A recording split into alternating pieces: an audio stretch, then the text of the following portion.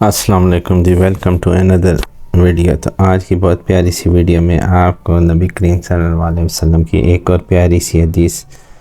بیان کریں گے۔ تو بیسیکلی ان حدیثوں کو بیان کرنے کا یہ مقصد ہوتا ہے کہ اسے آپ اپنی زندگی کو بہتر کر سکیں۔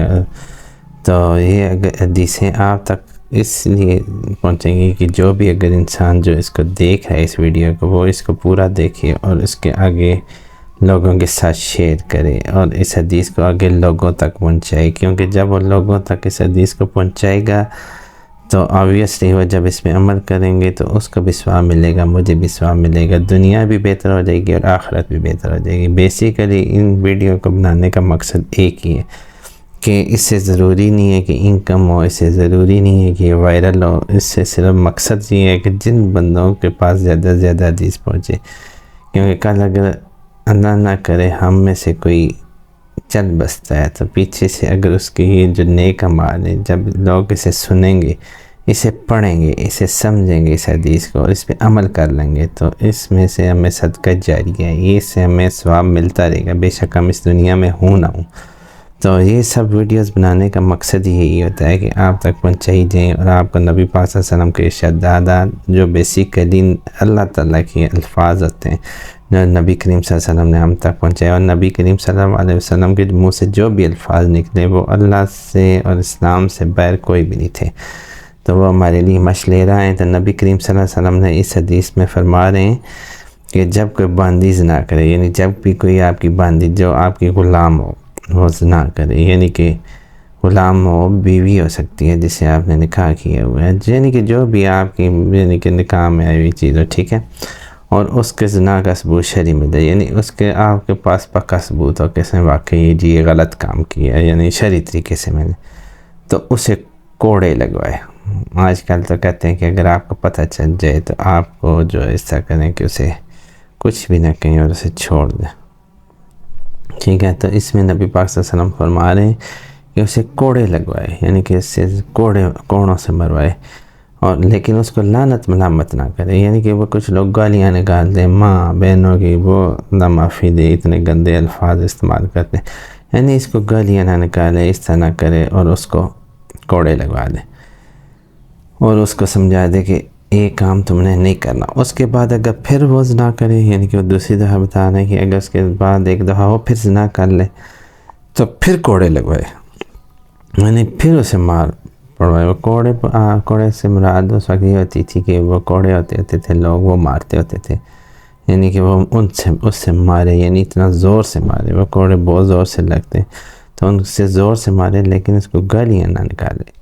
لعنت ملامت نہ کرے، اس کے یہ نہیں کہ اس کے ماں باپ بہن بھائیوں کو سب کو ایک ہی طرح سمجھے کہ وہ سب ایسے ہی، ایسی بات نہیں ہوتی۔ ایک گھر میں اگر 5 بہن بھائی ہیں تو ان سب مختلف ہوتے ہیں، ہر بندے کی اپنی نیچر آتی ہے،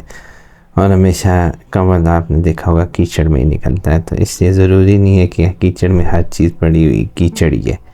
اس لیے ضروری نہیں ہوتا، اس لیے کبھی بھی ہر کسی کو ایک جیسا نہیں سمجھنا چاہیے۔ اللہ پاک کی ذات ہے، اور جسے چاہے عزت دے، جسے چاہے ذلت دے، اور جسے چاہے اچھا بنا دے اور جسے چاہے برا بنا دے،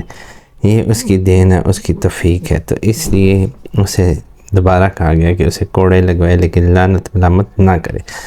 پھر اگر تیسری دفعہ پھر وہ زنا کر دے، یعنی کہ تیسری مرتبہ پھر وہی الٹا کام کر دے، پٹھا ہی کام کرے، پھر سدھرنا اس نے نہیں ہے، انہیں پھر وہی کام کرنا ہے، تو فرما رہے ہیں کہ اسے بیچ دے،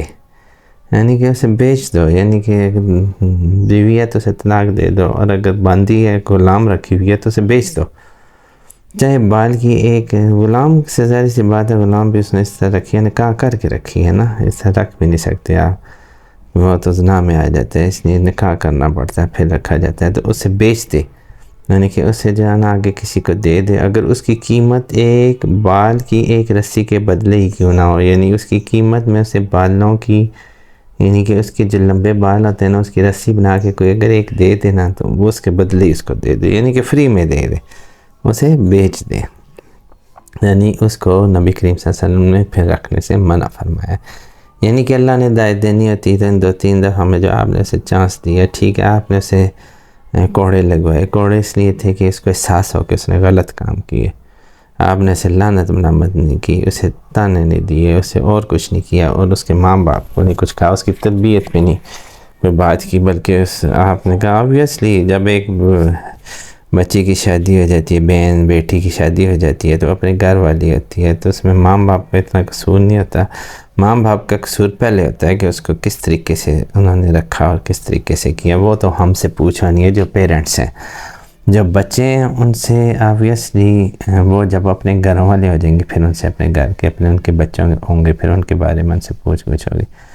تو خیر یہ بتایا گیا نبی کریم صلی اللہ علیہ وسلم فرما رہے ہیں کہ اگر کوئی بندی جو ہے استثناء کرے تو شرعی طریقہ یہ ہے کہ اسے مارے، کیونکہ اسے احساس ہو کہ یہ اس نے غلط کام کیا ہے. لیکن اس کو گالیاں نہ نکالے، اس کے ساتھ برا سلوک نہ کرے، اس کا کھانا پینا نہ بند کرے، اس کو سمجھائے، مارے بھی اور پھر اس کے بعد اسے سمجھائے.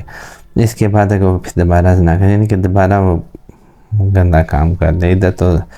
بس نہ کر لے تو مار ہی دیتے ہیں اسے. زمین میں کہتے ہیں ہماری عزت پیار پھا گیا، مار دو اسے. جبکہ نبی پاک صلی اللہ علیہ وسلم کیا فرما رہے ہیں، اور اس رستے میں زیادہ ہمارے لیے بہتری ہے اگر ہم یہ اپنائیں گے،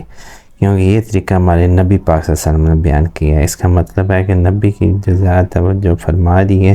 اگر ہم اس کے مطابق چلیں گے ہمیں دنیا کی بھی کامیابی ملے گی اور آخرت میں بھی کامیابی ملے گی. اس کا صلہ آپ کو کتنا بڑا ملنا ہے، آپ خود سوچیں.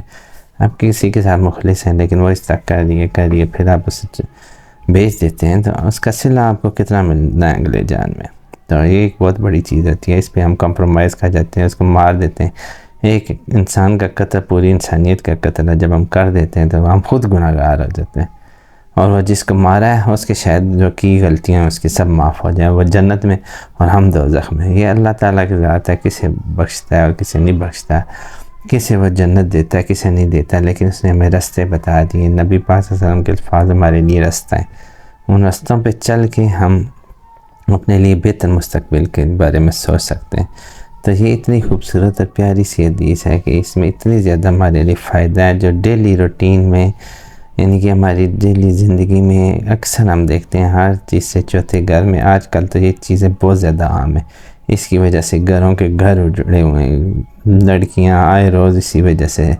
مار کے پھینک دیا جاتا ہے ان کو کہ انہوں نے یہ کام کر دیا وہ کام کر دیا. لیکن اگر ہم اس حدیث کو پڑھیں سنیں اور اس کو پھیلائیں